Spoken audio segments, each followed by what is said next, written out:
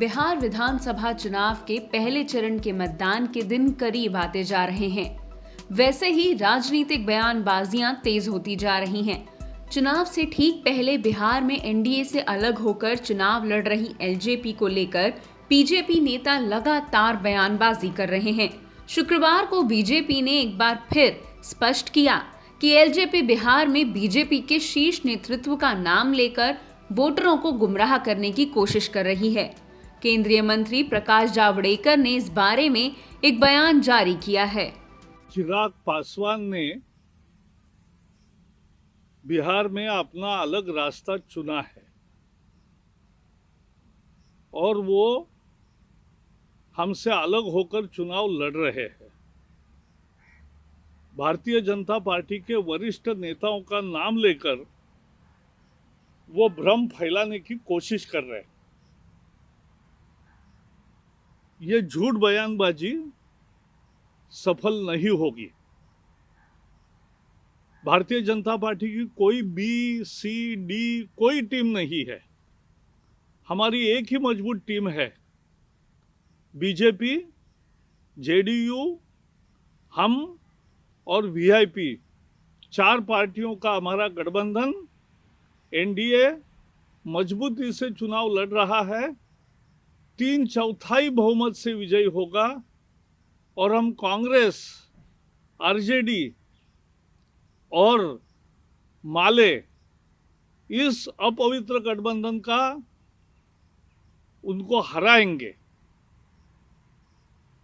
चिराग की पार्टी एक वोट कटवाने वाली पार्टी रह जाएगी और हम 3/4 बहुमत से चुनाव जीतेंगे।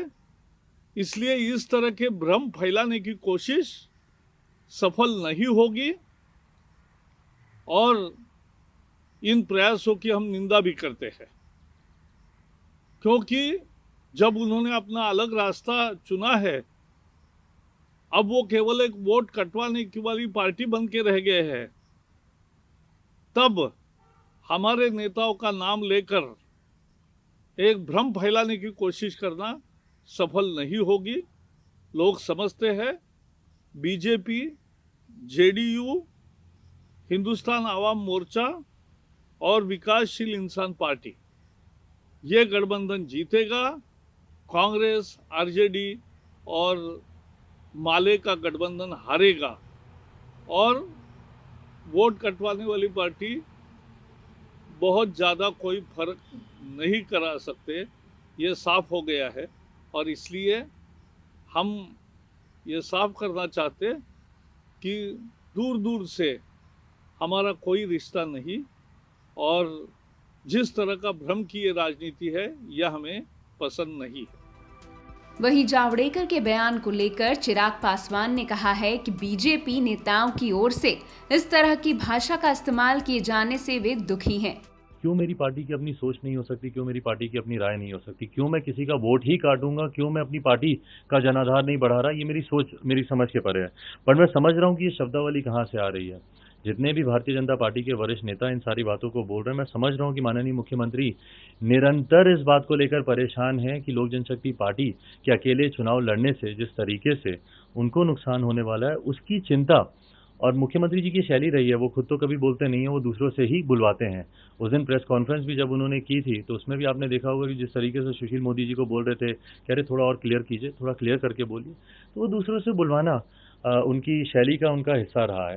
पर हाँ, मुझे दुख जरूर है इस बात का कि जब सुशील मोदी जी या भूपेंद्र यादव जी या प्रकाश जावड़ेकर जी अगर मुख्यमंत्री की भाषा अगर वो बोलते हैं, मैं समझ रहा हूँ और इस बात का मैं उनको श्रेय भी देता हूँ कि वो अपना गठबंधन धर्म बहुत ईमानदारी से निभा रहे हैं, पर वो जिस भाषा का वो प्रयोग कर रहे हैं वो रामविलास पासवान जी की पार्टी के बारे में बात कर रहे हैं। आज अभी 2 दिन आपको हुए नहीं उनको श्रद्धांजलि दी हुई और आज आप उनकी पार्टी के लिए, उनकी बनाई हुई पार्टी के लिए आप वोट कटवा जैसा शब्द का आप इस्तेमाल कर रहे हैं। पापा जहाँ पे भी होंगे सुनकर खुश तो नहीं होंगे ना इन सारी बातों को। मुझे ज़्यादा नाराज़गी नहीं है, दुख ज़रूर है, पर मैं नाराज़ नहीं हूँ क्योंकि मैं समझ रहा हूँ कि मुख्यमंत्री किस तरीके से उनके ऊपर दबाव डाल रहे होंगे, प्रेशर डाल रहे होंगे। बट बहरहाल कौन वोट कटवा है, किसके प्रति नाराज़गी है, किसके प्रति लोगों का विश्वास है, ये 10 तारीख को क्लियर हो जाएगा और प्रत्यक्ष को प्रमाण की जरूरत नहीं होगी। और मैं पुनः इस बात को दोहराता हूँ कि मेरा विश्वास मेरे प्रधानमंत्री पर है, मेरा विश्वास अटूट अंधविश्वास मेरे प्रधानमंत्री पर है।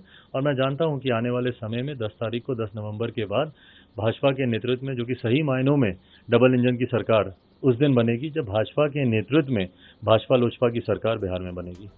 चिराग पासवान ने कहा, बीजेपी के वोट कटवा कहने से मैं निराश हूं।